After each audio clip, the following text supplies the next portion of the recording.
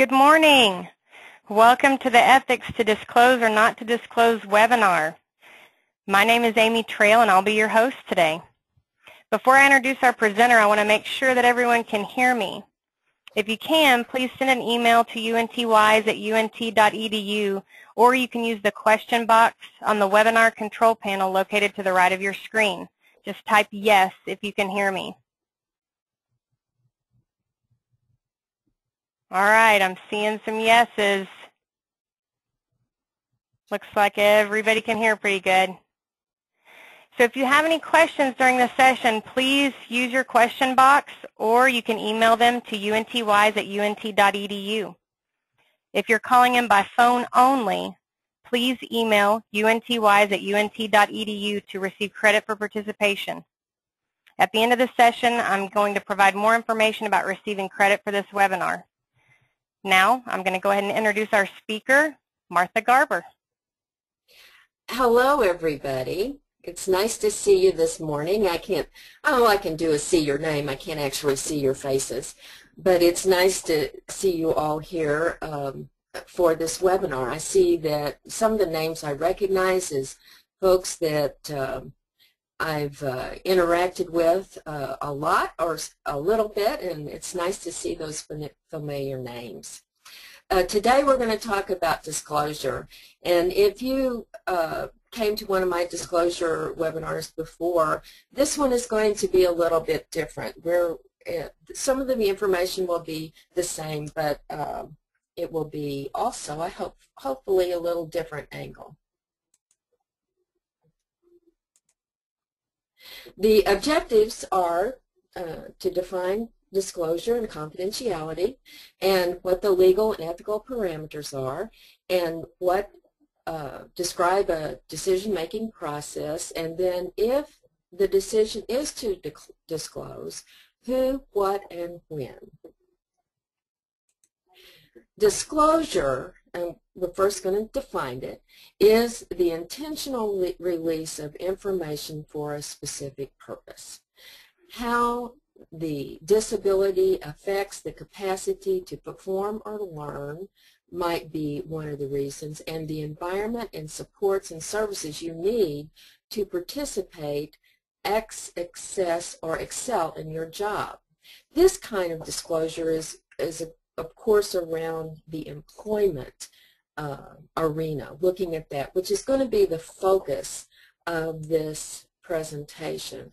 But I might mention, you know, just in passing, that disclosure happens in many different settings and in many different ways. And when you disclose, sometimes there is unintentional disclosure, which we need to talk about, and then there is intentional disclosure. And what I might disclose to one group might be very different than what I disclose to another group. If I am making a new friend, I may disclose a certain piece of information that I would never disclose to a coworker. As with the employer. So the relationship that you have with the person or the entity, it makes a difference in how you disclose, what you disclose, and you know, those kinds of parameters. So disclosure is not a simple one-time kind of thing, one size fits all. And I bet you guys knew that. Confidentiality. The difference between disclosure and confidentiality is that confidentiality is about keeping information private. And in our professions, whether you be a counselor or an employment specialist, really what we do is promise that we limit the access to the information. And some information we cannot disclose, and others, you know, there are limits, and there are pieces of information that we must disclose. So this is the area of confidentiality. What are our boundaries in dealing with private information? Martha? There's a lot of legislation. Yes? Are we moving forward with the slides? I'm only able to see the main slide. Well, I am on legislation. Okay. Slide. I'm on slide number 5. Okay, so we're having a little lag? Yeah, I think so. It seems like it. We're still on the main slide. Okay. For some reason, I see that it says that it's paused. Let me try this again. There we go. I'm looking at the I don't think that the slides, that you missed these slides. I told you everything that was on them, and the slides are just, you know, window dressing anyway, I hope. Legislation, there's a lot of legislation that describes some of the boundaries with confidentiality and deal with also disability. And so these are some of those pieces of legislation, and they're not all of them. I have listed here the Rehabilitation Act of 1973, which is where the VR legislation comes from in the Title I. But Title V deals with, you know, employment type protections. The Americans with Disability Act and the amendments to that act, which were based on the Rehabilitation Act Title V, and the Workforce Investment Act. This is the legislation that that covers all of the workforce centers. They also have Section 188 of their legislation that covers access and that kind of thing for people with disabilities. The Assistive Technology Act and the Health Insurance Portable and Accountability Act. I know that many of us that this HIPAA has affected. And there are other pieces of legislation that greatly impact people with disabilities in Social Security legislation, IDEA legislation. There's many other pieces.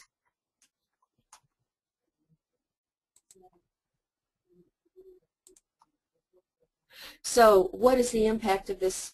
It defines an individual with a disability, and the last time I checked, there were 18 different definitions of an individual with a disability.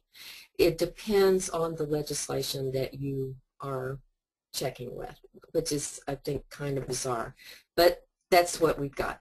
And then the impact also provides for program accessibility, that the program is accessible, and that means that the facility accessibility is I can get in the building. But once I get in the building, is the program accessible to me? And then our reasonable accommodation is also in this, and there are pieces of this that have to do with what you can disclose and confidentiality. Now, is this something that when we look at the federal regulations, that's one thing. But then we start looking at the codes of ethics, and I've listed 4 codes of ethics. There are many others that I thought some of you might in the audience either use as your own code or have some familiarity with, which is the CRC code, the Certified Rehabilitation Counselors Code, the Human Services Professions, the Licensed Professional Counselor, the APSI code. All of these codes have provisions for disclosure and confidentiality. Also, if you are doing any contractual agreements, There are elements in those documents that cover confidentiality. If you are a CRP for or an employment services provider for a VR agency, there are confidentiality requirements within that contract that govern what you can do in terms of sharing information or protecting information. If you are dealing with a managed care company, if you're in those contracts also have confidentiality elements, insurance company, education, medical services, all of these things that you may be engaging in contracts to either provide a service or that kind of thing. There are elements of confidentiality requirements in all of these areas. And what are some of those common elements? The first one is that the right to privacy belongs to the consumer. The consumer has to give permission for you to share certain pieces of information. There is also the requirement to provide the consumer information about the limitations to confidentiality. So, as I said earlier, there are always limitations. And some of those consistent and common limitations are if you see that there's going to harm to the consumer or others, you have a duty to warn. That is very consistent. Court orders are also very consistent. If you are legally compelled to provide information, then you must do so. And the other thing that most of these things have in common is that you will disclose the minimum amount of information necessary to comply with the limitation or request that you have. And the last one on this list is that you need a signed release to share covered information. Years ago, and even today I have seen it, where people will try to do a blanket release to share information. That is not really a best practice, and it really can call into question that the consumer has been fully informed of the limitations. It is best to do, when you have a signed release, to make it very specific as to the time frame that the material to be released, how long this will last, what is the time frame of material that you are going to be. Is it what we've been doing in the last week or so, or is it what we've been doing for my entire life? It's you know, that kind of limitation, and specific information on what is to be released. Is it if it's medical information, then what specific medical information? If it's vocational information, what specific vocational information are you going to release? And who it's going to be released to, and there should be a time limit on when that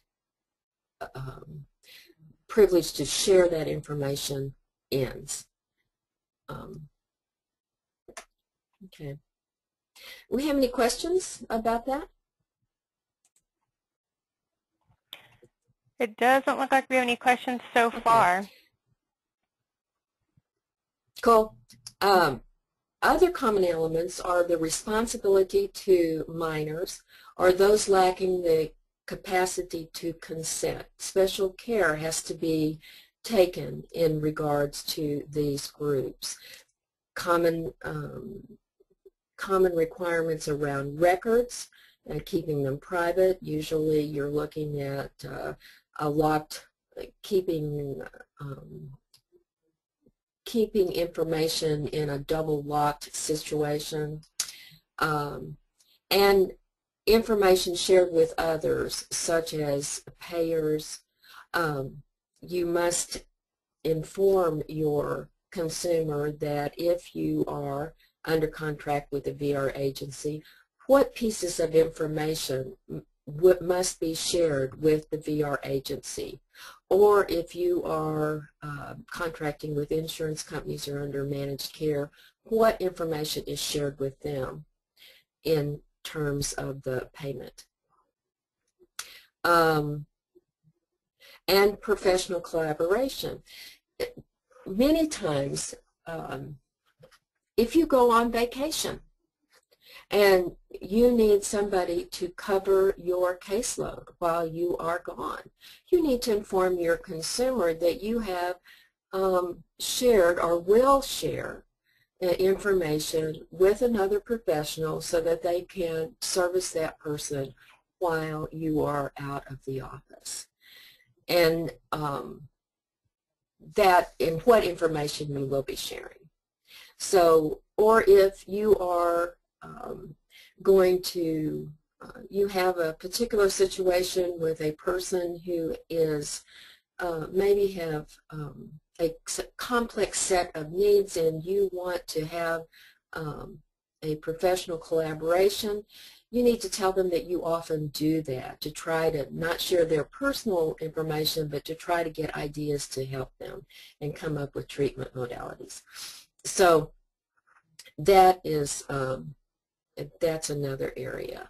And one of this last item, which I think is probably the biggest thing for me, other than this information really belongs to the individual, is that this is not a one-time event. That looking at disclosure and disclosure issues are something that you do throughout the process that you service the individual that you're working with, so that there's you know, at the beginning and then as you go through the process, because things change and what might need, what kinds of disclosure issues come up change as you go through the process. So here's our first question. Where does the right of confidentiality rest?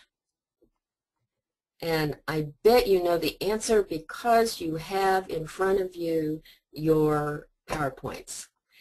The right of confidentiality rests with the consumer. When do you tell the consumer about the limits of confidentiality? At the outset and reviewed frequently during the employment process. And here's a question. Is there any circumstance that an individual must disclose their disability? And the answer to that is yes, there is. And that is, you must disclose that you have a disability to receive a reasonable accommodation. There is no strict guideline about what has to be disclosed in order to receive a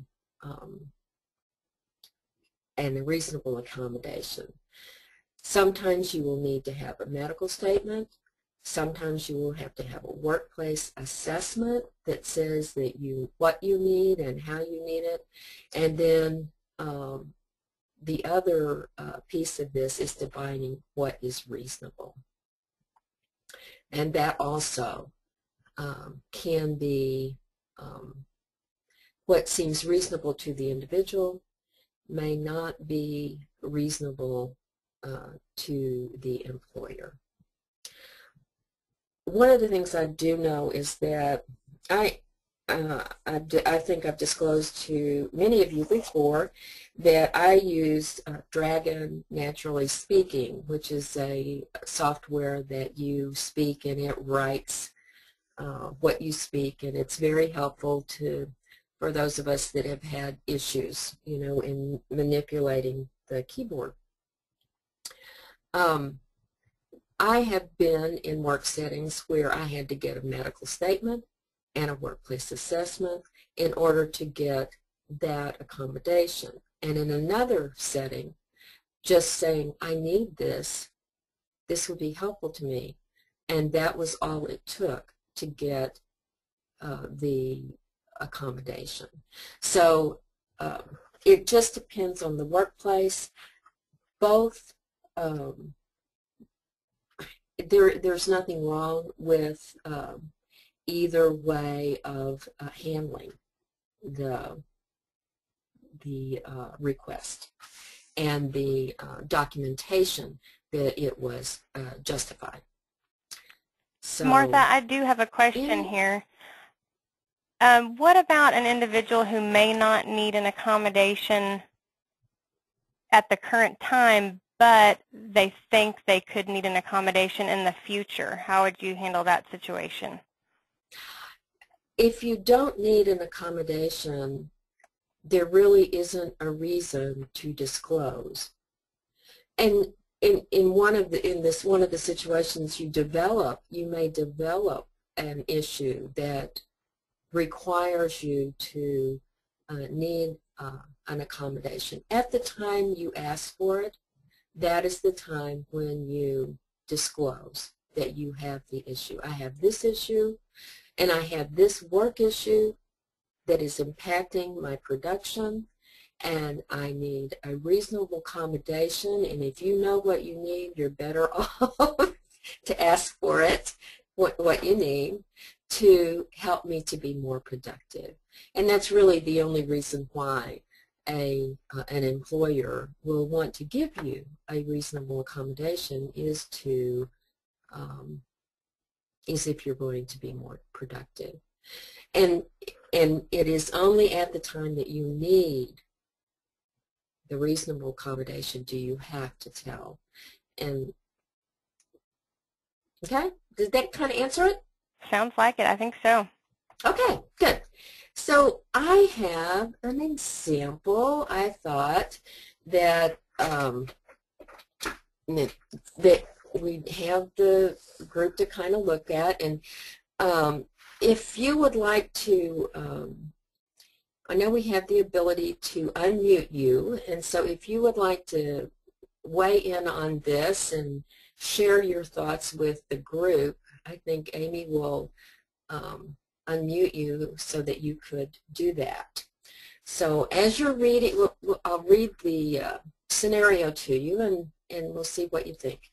Sam left the workforce 5 years ago to battle a medical condition that resulted in some permanent speech and dexterity limitations. He secured a position that was commensurate with his past work history. After he was on the job for a month, he realized that he needed some assistive technology to keep up with his paperwork. When he requests the equipment, his employer asked him for medical information. What do you think? Does anybody want to weigh in on that?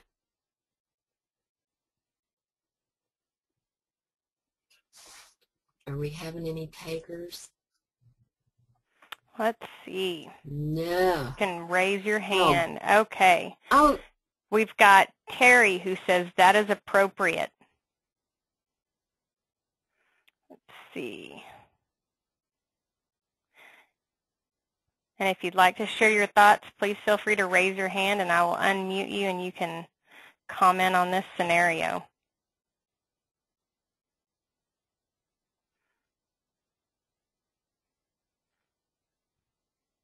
Okay, we've got a lot of questions or comments. If it is pertinent to medical, I would think that he would have to disclose to a point, and the employer needs to know to give the accommodation.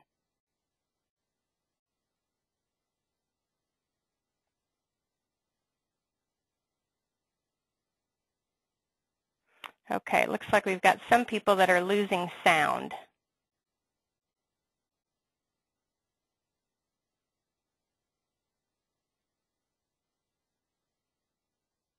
Doesn't have to be detailed. He doesn't have to turn in all of his x-rays and surgery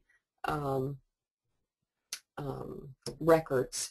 It just needs to have a statement from a physician that or a medical personnel that was appropriate for the situation to document that there was a disabling condition that required this kind of involvement.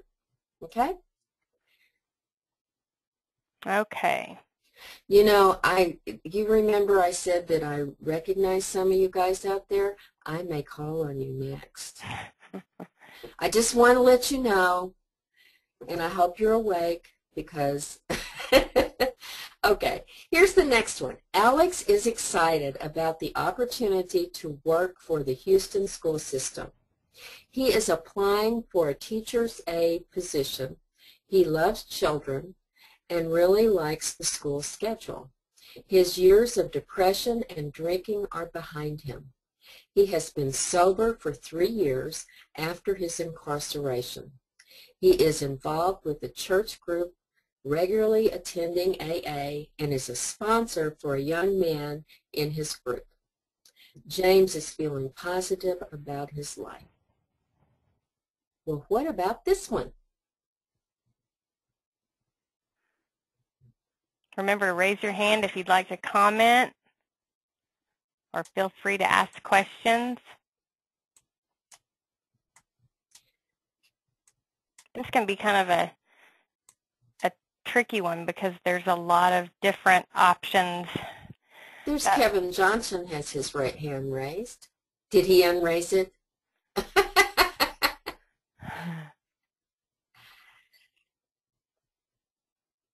Do you see Kevin? All right, we've got Terry here.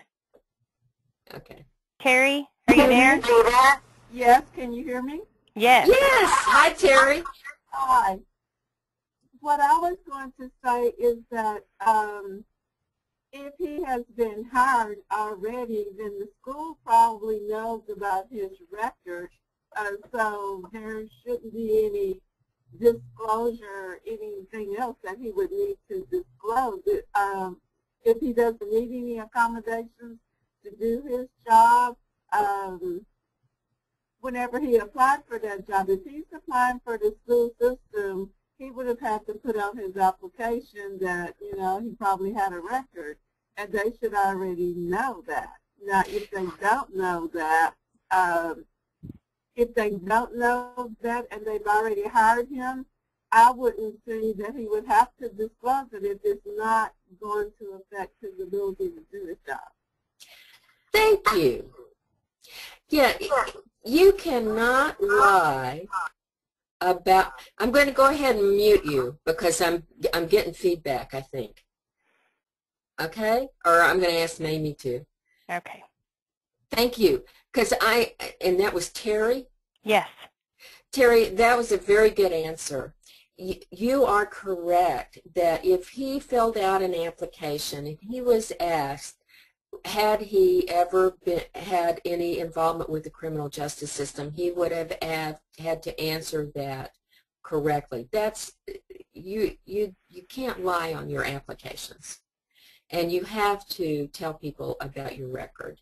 And we really don't know what this record was either. You know, we just say that he's been incarcerated. He could have been taken, you know, spent one night in jail, or he could have been there for several years. But he doesn't need to go any further than what is required of him. Do we have anybody else that has a comment about this? Because this, I think, is something that we're running into a lot more. We have a lot of people that have with their associations with substance use, may also have a record, and I think that's something that I've seen a lot of folks dealing with now. We have Kevin. I'm going to give him an opportunity to ask his question, and we've got a lot of comments. Okay, good. Hey, Kevin.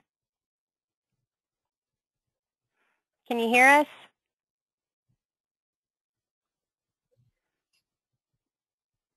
Okay. I don't think Kevin's microphone is working. Okay.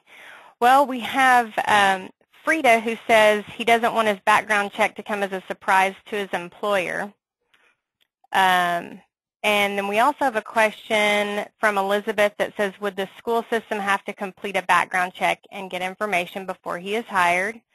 And the answer to that is I would hope so. Mm-hmm. I would hope that we are getting background checks. The point is that he cannot lie about he has to come forth. And really and truly, this is an opportunity for you as a professional to work with your consumer to be able to explain his criminal history, whatever it is, to his employer or potential employer. Because people are going to ask some of these questions, and you've got to figure out what you're going to say. Go ahead. We have a few comments that say he doesn't have to disclose his depression or drinking. And Tracy has a comment that says if he was somehow hired and the school did not run a background check, we would have to disclose if the consumer had a charge against a child.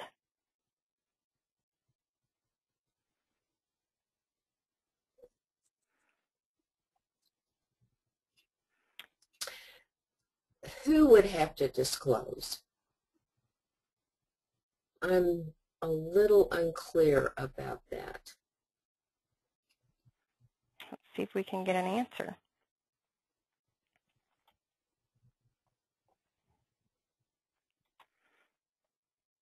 Any answer on that, Tracy? Or you want to expand on your comment?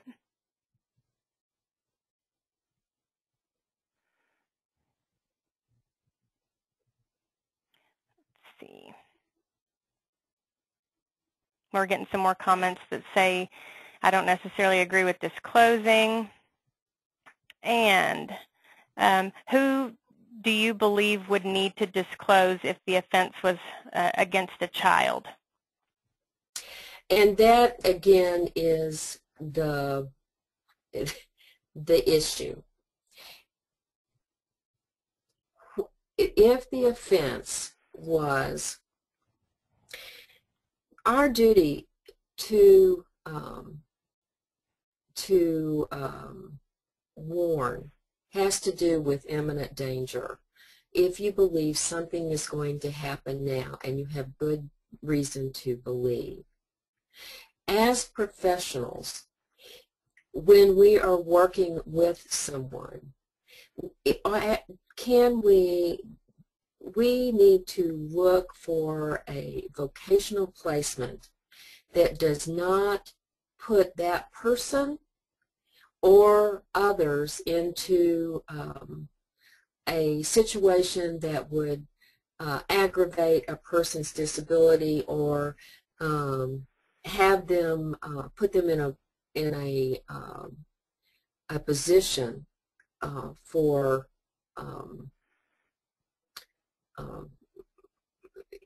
that would do harm to anyone. Okay, so if Alex is having an incarceration with, if his background history has to do with children and assault of a child or something of that, we would not be probably working with him, nor could he work in the school system. So that would be something that hopefully would be dealt with before we started with the job search. If Alex is doing this on his own, then that's another thing. Schools are going to do a background check. They've got to these days. In fact, most everybody's doing a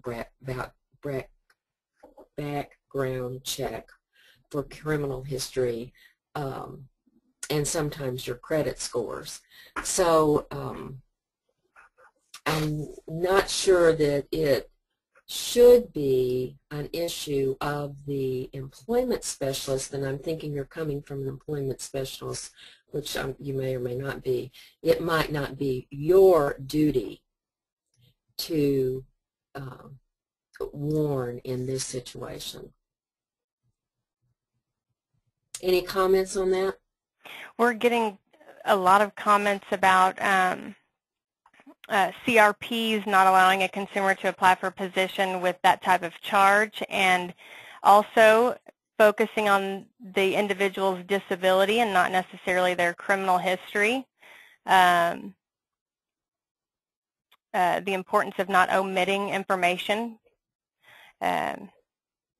So now I'm having a little difficulty with, maybe you should read just the comments so that we can get the full measure of it. Okay. We've got a comment here from Susan that says, odds are a school district would not have hired him if he had been incarcerated. I would think he would be immediately fired if this information was found out after he became employed. He should disclose that he had been incarcerated, but does not have to elaborate that he has been sober or depressed, etc. And she is correct. Unless he decides to do that in a way of you're working with him to explain what his incarceration was about and how that is in his past. That may be something you want to work with him, because a lot of this has to do with, when we're talking about disclosure, is the professional working with the individual to figure out, what are you going to do when somebody finds that you have a criminal history, because it's going to be on the application. I mean, I don't know if many people are seeing applications that don't have that question, or if the employers aren't going to check. It's probably going to be a very small sole proprietary, that wouldn't check. But a school system certainly is going to be checking. And that you need to work with that individual to explain his incarceration if it is something that he can get, that there's a possibility that he could work for a school system in some manner. There are some, there are large systems that there are many jobs that it may or may not, because we really don't know what this is very nebulous. I do have a few hands raised. I've got Linda Terry, who I'm going to go ahead and unmute you, Linda, if you'd like to comment. Can you hear us? Yes, can you hear me? Yes. Yeah. Hi, Linda. Hi. Well, I've never seen an application where it asks for your past drug problems or alcohol problems unless it relates to you going to jail because of it. Exactly. I'm having a hard time right now finding jobs for people with criminal backgrounds, especially if it's a felony, even if it's 6, 7, 8 years old. I've had 2 people turned down from United because of that. And I just wonder, when they are able to not have to disclose this? Is there a certain amount of years that won't show up? No, I don't think so. I think that we do have to disclose. Okay. Yeah, and that's just the way it is. And you're absolutely right. The depression, the mental illness, which is the disability, the substance use issue that he had, he does not have to disclose that. But if you ask about the criminal background, you do have to disclose that. And it is best if someone works with that person to come up with a way to explain the past that gives him the best chance of finding employment in an appropriate place, that's appropriate for him. Thank you for making that comment.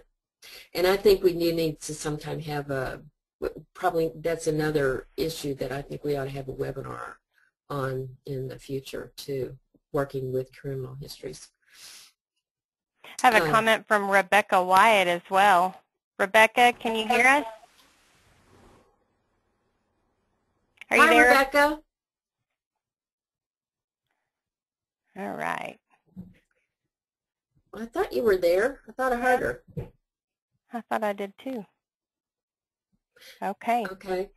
Well, do we have anything else, or should we move on? We can go ahead and move on. It looks like we had a pretty good discussion about criminal histories. Well, and then we were talking about the decision-making process. And how do you work with somebody to make a decision? The first thing is the person needs to understand themselves, and this is another opportunity to use self-determination, which is directing one's own life and empowering people to seek assistance when they need it. And then the other principle that we'll be using is informed choice, understanding the available options, and then considering the relevant facts and the pros and cons before making a choice. And in looking at self-determination and informed choice, the person really needs to understand who they are. What are their strengths? What are their limitations? And be able to articulate those in a way that people can understand, either in writing or in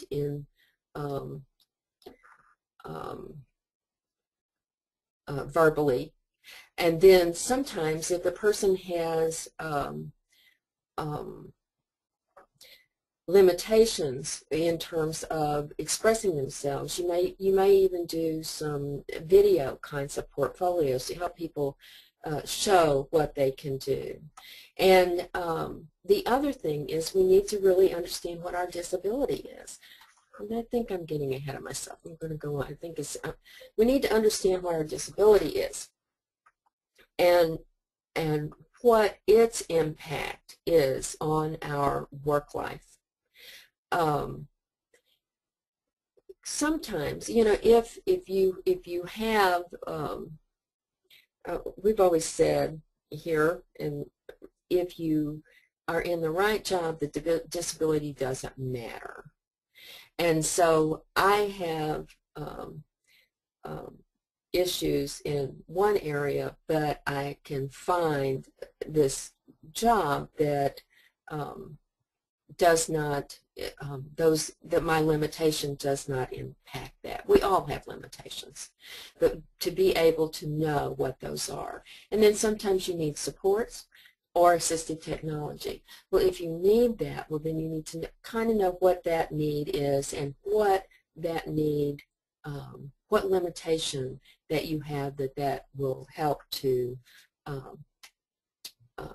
put you on a level playing field. So understanding what accommodations are effective for you is also important. And then we also need to know when we need help and be able to ask for assistance. I have these strengths. I have these limitations. I know when I have these supports, but sometimes I need help, and we all need help occasionally. So we need to learn to ask for assistance and the proper way to do that, and how to form the request. And then look at the past response to disclosure.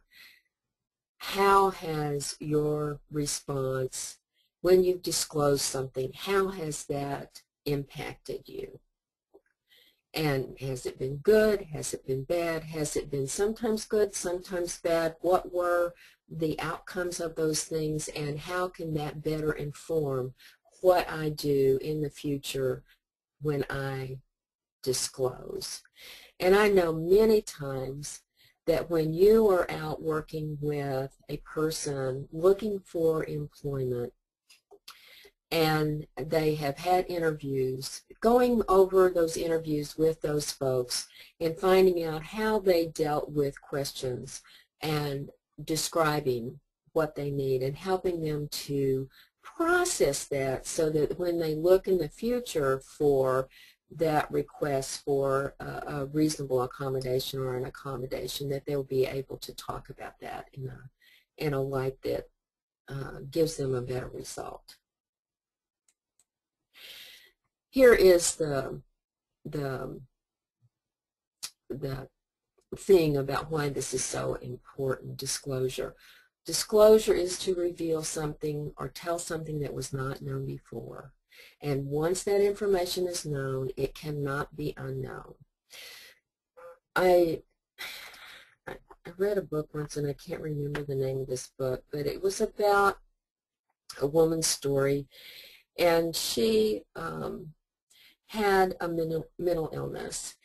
She went to the workplace. She did not disclose. She was there for a few years. She decided to disclose. Everybody was just, you know, very supportive. She was very happy that she disclosed. But then, sometime later, she felt the impact of that disclosure, because when she had a bad day, they thought she was losing it, so to speak. And so there, you have to look at not only the short-term impact, but the long-term impact of what may happen if you disclose certain information. And that's up to us to try to help our consumers that we work with to look at the, the pros and the cons of disclosing. So let's look at this. So what are some of the pros? The positive things about disclosing. There's a reasonable accommodation. You could get a reasonable accommodation. You can also have legal protections under ADA or the Rehab Act with your employment. It encourages the development of self-advocacy skills. It reduces the stress of a secret. Some people are very stressed out about keeping something from their coworkers. There's a greater freedom sometimes to communicate changes in your situation, and soliciting assistance in learning skills or developing accommodations. That can also be a positive. And some of the negatives could be the risk of exclusion or being treated differently, the risk of being viewed as less than. It could be difficult or embarrassing. People may ask you questions that you do not want to answer, which you should not answer if you don't want to. They may blame you. You may be treated differently. You may be overlooked for select spots. It could affect your view of yourself, and certainly you could be an object of curiosity. We also know that there are many of us that have obvious disabilities that you don't have a option of the disclosure, that by merely looking at me, you can tell that I have a disability. But there's also the working with a person to help them to figure out how they want to deal with that, and how they want to frame, what language they want to use to frame any discussions about their disability. And I think that's a very important thing to do, to look at all of that. And that's going back to looking at your strengths, your limitations, being able to describe what your disability is, and having more self-knowledge. And that self-knowledge also gives you more comfort with with who you are, and hopefully a positive affirmation of this is good, this is okay. Okay. Reasonable accommodation, we'll look at that a little bit. So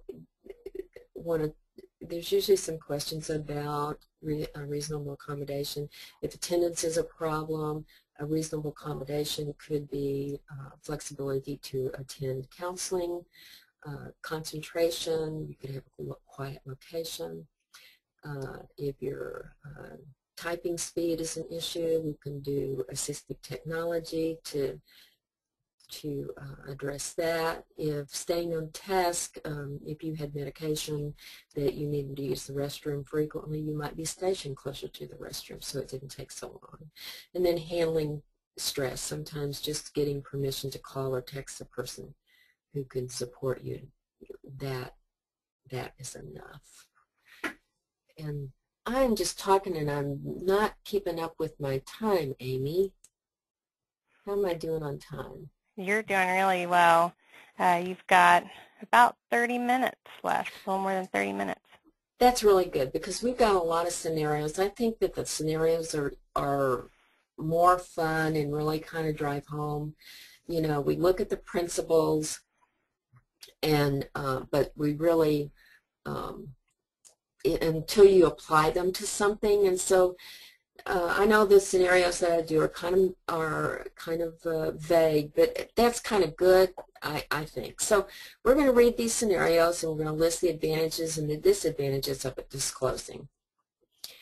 And again, if you would like to raise your hand and help me out here, I would love to hear from you.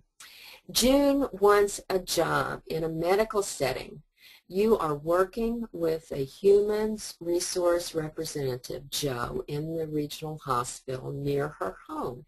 You have assisted June in completing the online application and are accompanying her to the interview.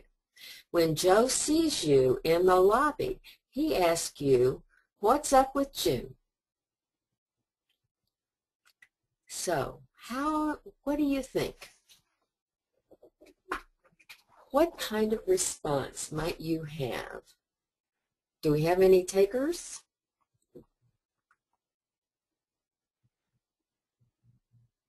Feel free to leave a question or raise your hand. Okay, we've got a question from Charlotte. I'm going to go ahead and unmute you, Charlotte. Are you there?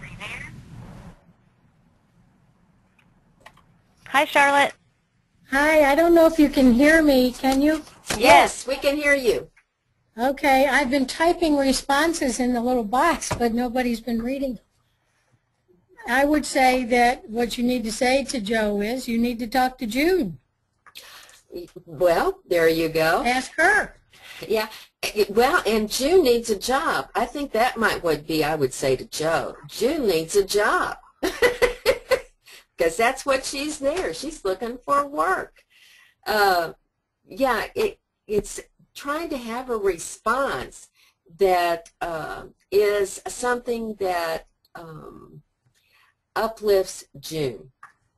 Yeah, right? But he's talking to you as if she doesn't exist. You're accompanying her, so you need to direct him to talk to her. Yes. You know, I'm not the one that is being interviewed. June needs to be the one that he interviews.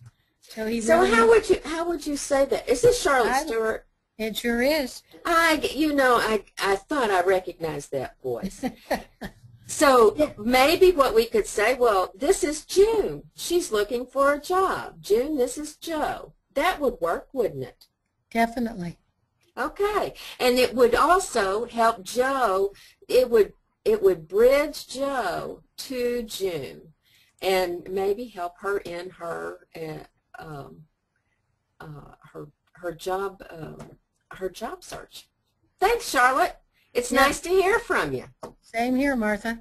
And you know, again, you're trying to educate Joe too. When he sees two people and she's the one that needs to be interviewed, he should be talking directly to her, not to you, assuming he knew who you were, which is what I'm assuming. That he knew. You've been working with him. Yeah. Yeah. if he knew that you were the person. Right. Okay, Yes. I'll shut up.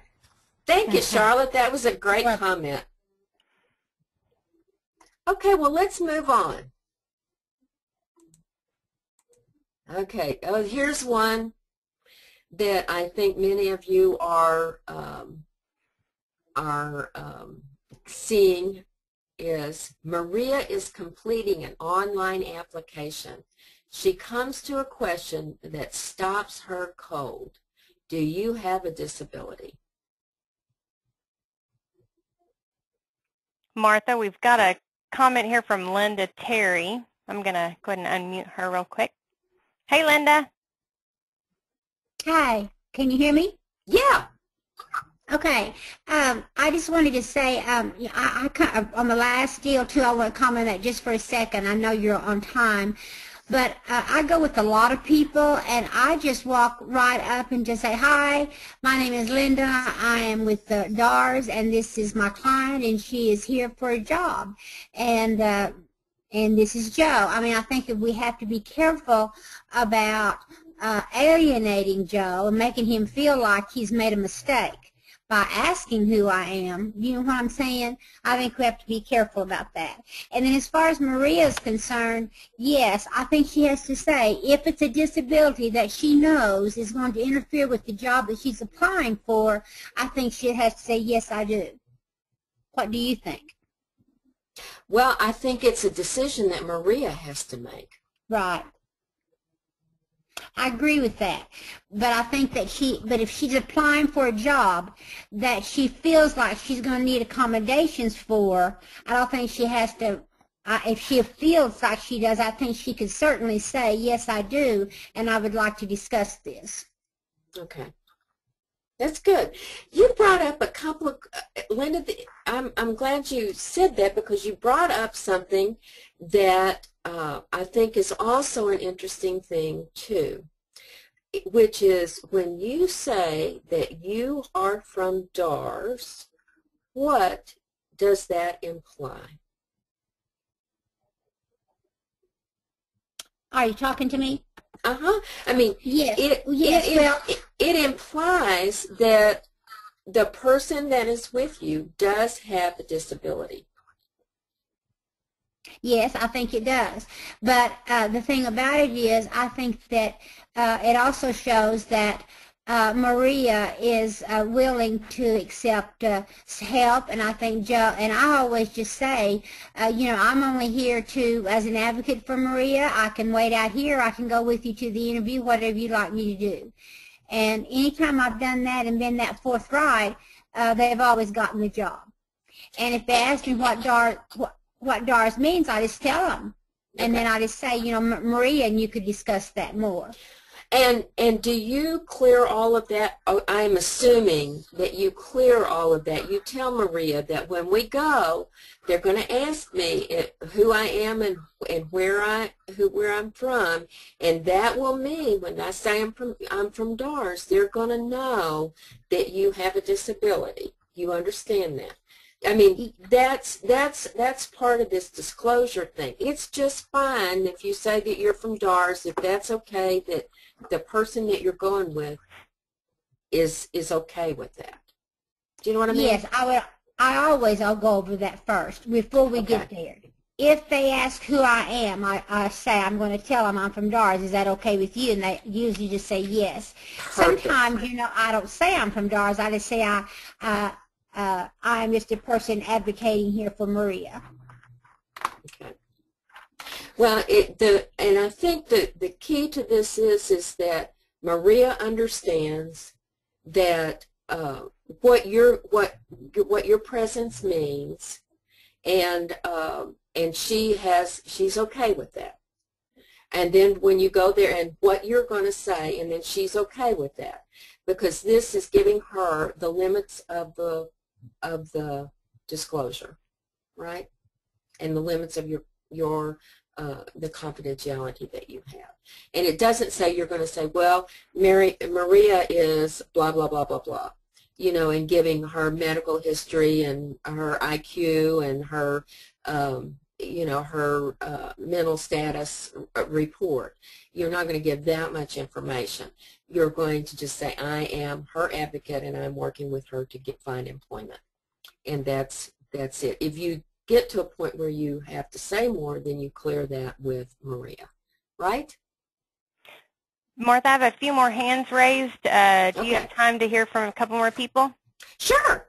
Okay. I mean, if we don't get through all of the scenarios, that's okay, because I think the discussion is more important. Okay. Renee, are you there? Yes. Renee. Yes. Hi, Renee. Hi. Can y'all hear me? Yeah. Okay, good. My question is I didn't think they could ask this question on an application. Isn't that illegal? Well, what is happening, and will you go ahead and mute yourself because I'm getting some feedback. What is happening is that some of the online applications are saying that they're asking this for their demographic data, and you will see at the end of this, when you got your handout, you got a form that has been approved by OPM to collect data on disability, because federal contractors have a requirement to have people with disabilities on their workforce. And so this is a part of what's happening, but we have to look at it and make some decisions about what this may mean for the person to answer that question. So it could be a positive for them that, oh, they really need to hire some people with disabilities to show that they are, you know, an equal opportunity employer and comply with their federal mandates, or is it going to be an automatic exclusion for them because they say that they're doing it for this purpose, but we're not really sure that that's true. So I think it's something that you have to really work with your consumer to make a decision. And the decision that you make for one employer may not be the same decision that you make for another employer, because as Linda had said, if your disability does not impact the job that you're applying for, you may not want to disclose that you have one. You have no reason to, and it may be that, you know, so it's something you just have to work with your consumer on. And I think that's really the biggest piece of this disclosure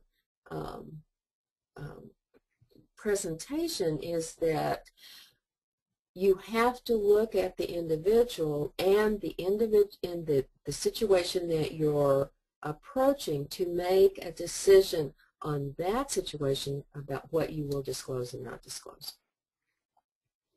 Okay. Another one? Yeah, we've got another question from Elizabeth. Elizabeth, can you hear us? All right, moving on. We have several questions. What about Michael? Michael, are you there? Yes, I'm here. Okay. I have a question about the last, can you hear me? Yes. Yes, Michael, go ahead. I have an opposing view on that. I would say that, first of all, being realistic, you're going to have to, if you've done this for a while, you'll have to recognize that a lot of employers don't want to hire people with disabilities. So by putting on your application that you have a disability, you automatically exclude yourself from a lot of employers even considering you. And I don't think that's fair. And the other question is you may think that your disability may impact this job, but you don't know. Until you actually get in that interview and find out what it's all about, you don't know whether your disability is going to impact or not. So I would say you put down no. And you have to, of course, work with your consumer and say, hey, you know, I don't want you to feel like when you go into this interview that, that you're not being completely transparent. You need to know that by answering no, what you really mean is that you suspect that your disability is not going to come into play and give you any kind of disadvantage on this job and have to have any kind of accommodation. So you have to make sure that your consumer feels empowered by your strategy. And when you go in, your consumer should be able to approach this interview with complete confidence. And if in fact, during the interview, it does come up that the person does have a disability and the interviewer recognizes this, then I think the person who is the applicant just should say, well, I wasn't sure if it impacted me or not, so I wanted to come to this interview because I really like your company and I'd really like an opportunity to work here. And that way, in the very least, you have your applicant feeling good and empowered and going in there and having an interview and a positive experience.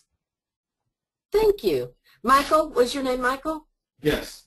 Yeah, Michael, I have to disclose to you that my personal view is you don't tell people anything you don't have to. That's right. And okay, now that's my personal view, but it's really not my it's not my choice. It is the consumer's choice, which is what you said.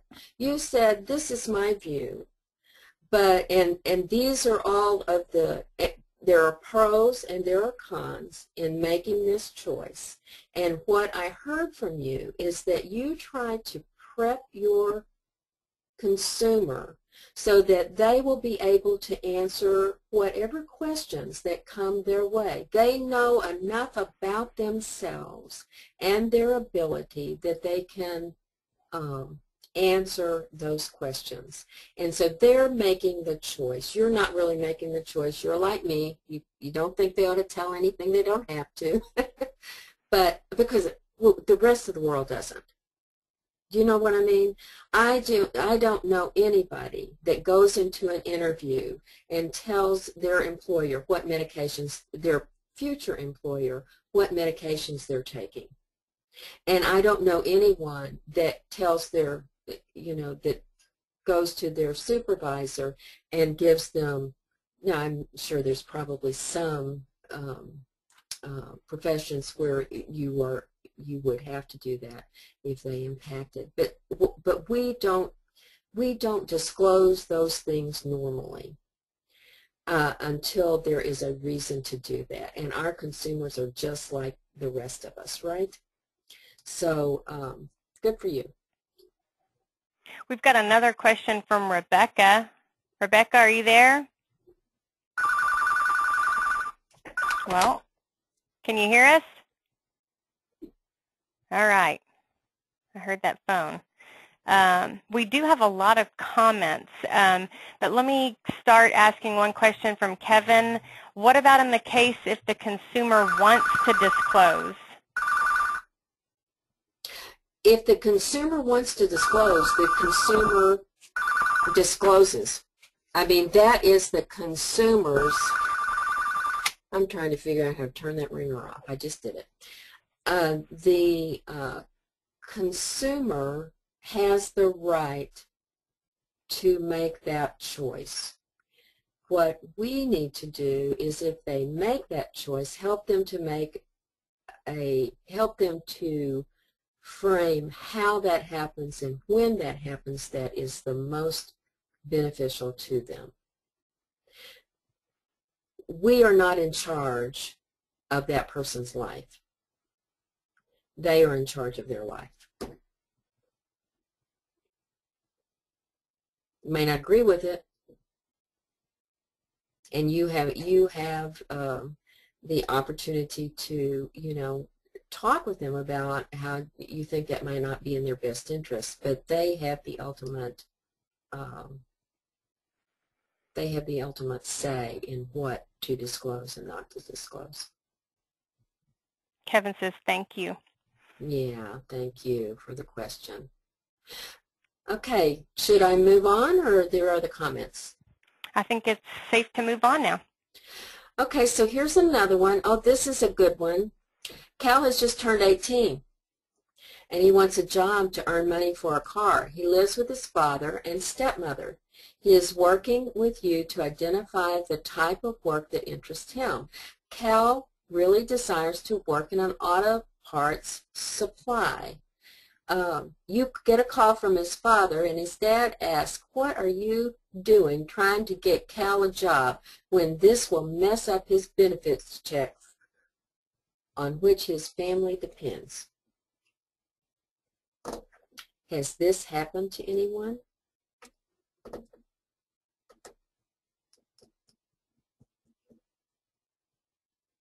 Oh, is there silence? Are we getting any hands? Let's see. Looks like some people are thinking about it, getting ready to respond.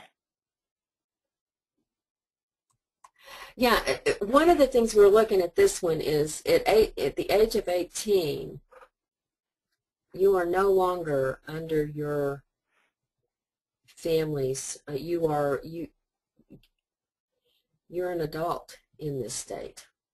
Andy says it happens very often, and Jillian says it's totally up to Cal. Tiffany said I would explain to them that Cal is in the driver's seat. Yes, and what I have done with this is to talk to Cal about what he wants to have disclosed to his father, and maybe look at working with Cal about talking about looking at getting some benefits planning done or some work incentive work so that he can look at how this will affect his benefits. Because it is a scary thing for folks to have change, and when they understand that it may be better. And that will probably help Cal, because I bet Cal goes home and he may get pressure from his father if he's still living at home. So working with Cal to talk about what you can work with his dad on is what probably should be done to help both Cal and the family get in the right place. But as who said it? Cal is in the driver's seat. If Cal tells you that he doesn't want you talking to his dad, you can't talk to his dad. Looks like we've got a comment from Renee. Renee, can you hear us? Yes, I can. I was just wanting to, these scenarios are all really good, but they don't tell us a whole lot. Just because Cal turned 18 doesn't mean that Dad isn't his guardian. We always have to take that into consideration. If you're correct, if Dad was Cal's guardian, his legal guardian, then you would have to talk to Dad, and what Cal wanted would not matter as much. It's true. Good point, Renee. And yes, these scenarios are written to be very vague so that we can bring up all of these different pieces, because nothing is usually as simple as it seems. So thank you for your comment, Renee. Anybody else? Lynette says the individual has made the choice to find a job, and we as providers have to do what they want. It's really sad because we have to work with these families, and we don't want to break down the family unit. Kevin says you can connect Cal with work incentive counseling. And then we have several people who mention having a release to talk to the parents. And all of those comments are on target. You would need a release to talk to Dad. The work incentive consult would be very good for Cal, and that would be good whether Dad brought it up or not, because you want to make sure that whatever we do is helping a person to improve things, not making it more chaotic for them. Michael has his hand raised. Michael, can you hear us? Yes, I just have one comment. I think that it's real important to realize when you're working with families that that family is the consumer's greatest support system. And even though our primary concern is helping the consumer get a job and develop independence, we can't overlook the fact that the parents are the greatest supports of and love this kid and support this kid more than anybody else in the community. So in any way that we alienate the family is probably in the long run going to work against the child, or in this particular case, Cal. So I think the most important thing is to explain really carefully so that the parents and his father understands exactly what how that will impact the benefit, but also to bring him into the equation and explain how getting this job is not only going to help Cal, but in the long run help the family as a unit. I think that you make some very good points, but we must remember that Cal, because he is 18, has to agree that we can work with this family. And we also need to explain to Dad that Cal is 18. He, we can't. We have our responsibilities also. So, so working with Cal to be able to get his permission to work with Dad, and then work with the families in terms of this issue of how is a job going to impact my benefits. Who knows? Cal may have some medical issues that his father is very concerned about. But that is probably the best thing. But again, back to disclosure and confidentiality. Cal is in the driver's seat, and it's our responsibility to work with him to see if we get his permission to work with his family. And if he's living at home, that probably will happen. So thank you for your comment. All these comments have been very good, and I think it enriches this presentation. So here's another one. How are we going on time? Do we have time? We have about 10 minutes left. Okay, good. So Mike is working in an office. Because he uses a screen reader, he has been assigned to an office with a real door. Coworkers who perform the same type, oops, what happened there? Same type of, well, let me go back. Coworkers who perform the same type of work as Mike are housed in a series of cubicles. Mike overhears one of his coworkers complaining about Mike's special treatment. So this scenario has to do with workplace inclusion, and Mike has been given a reasonable accommodation, and his coworkers are not happy about his special treatment. How would we help Mike deal with this?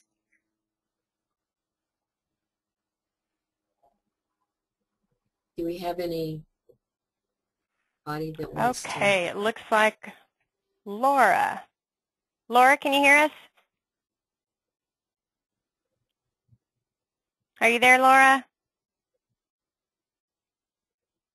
Okay, Laura might be having some issues, but if you can type your question in, I'm sure Martha would answer it.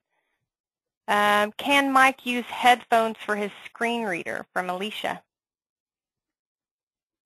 I don't know. But I think this is probably going to be he may be talking to the screen also.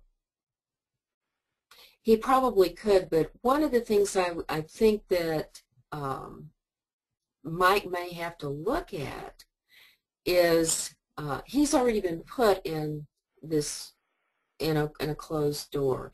He may need to talk with his employer, and he may consider how he wants to get information about how this is a reasonable accommodation, it's not really special treatment, you know, maybe some education for his coworkers about what he's doing to try to work into the workplace as one of the folks. This is not an unusual kind of thing to happen. I have seen this happen over and over, it's sometimes what is seemed to be a reasonable accommodation may sometimes not help the individual integrate into the system as well, but need to try to talk to people and let people have some understanding about why this has happened. But again, that is a decision that Mike is going to have to make, and how he could present that with the personalities he has, with his supervisor, working with him to come up with some kind of plan. Martha, what do you think about some type of education for his coworkers or the office? That's what I just said. Mm-hmm. I think I did. I was trying to say. How would you, how would you put something like that together, or without identifying a specific individual?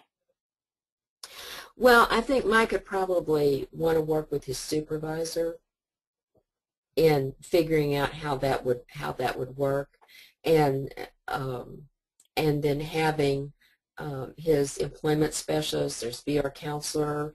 I mean, people have done different things. Sometimes they will set up a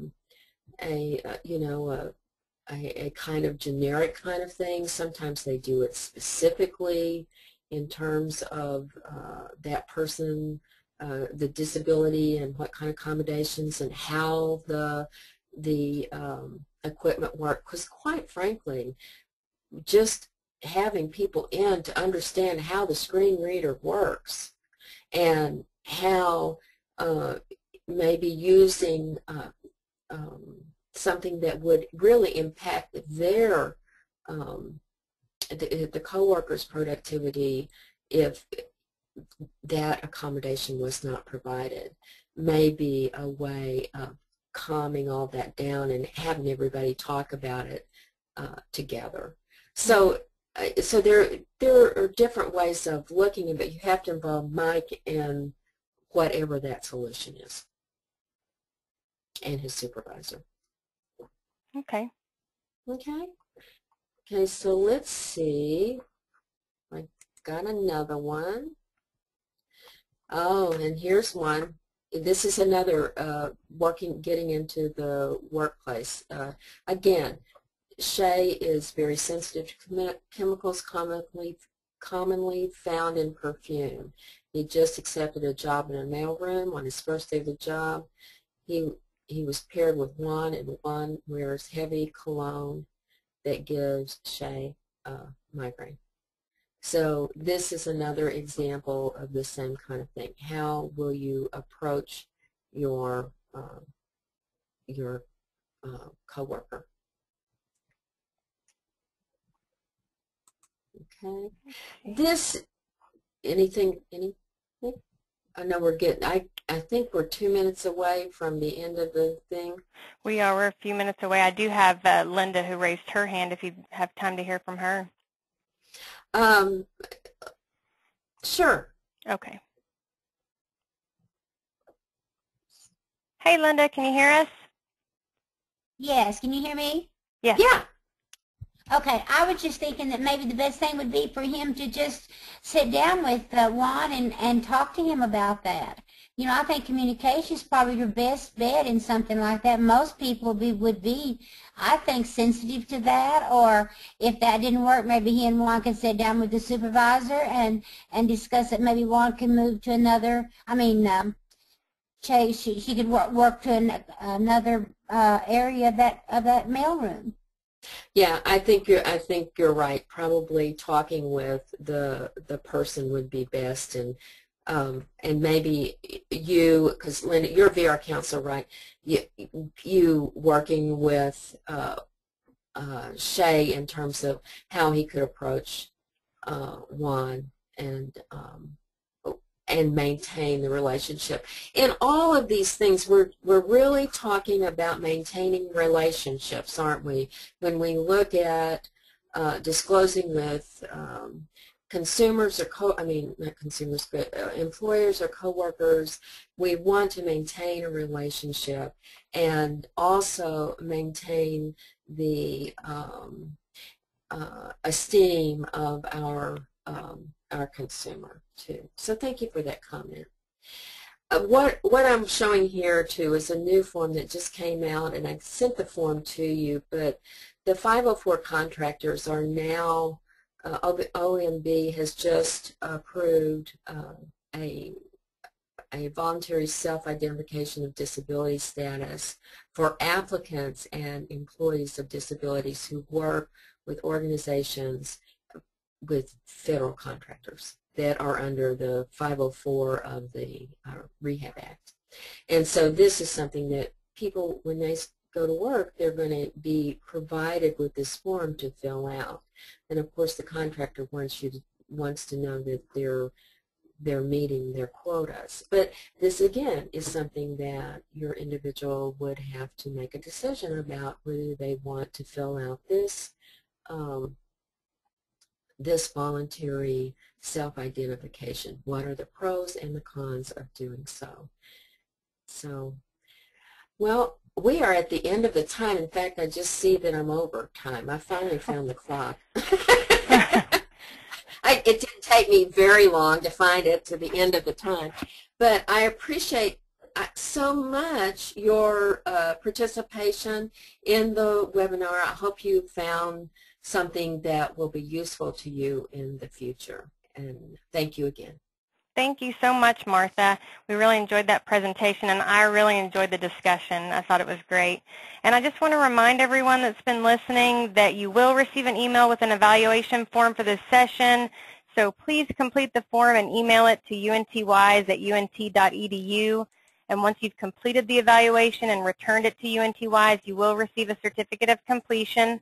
As always, we're offering CRC credit for this session. Please contact us at untwise@unt.edu if you need a CRC form. We really appreciate your attendance and attention today, and I hope you have a great afternoon. Thank you. Bye.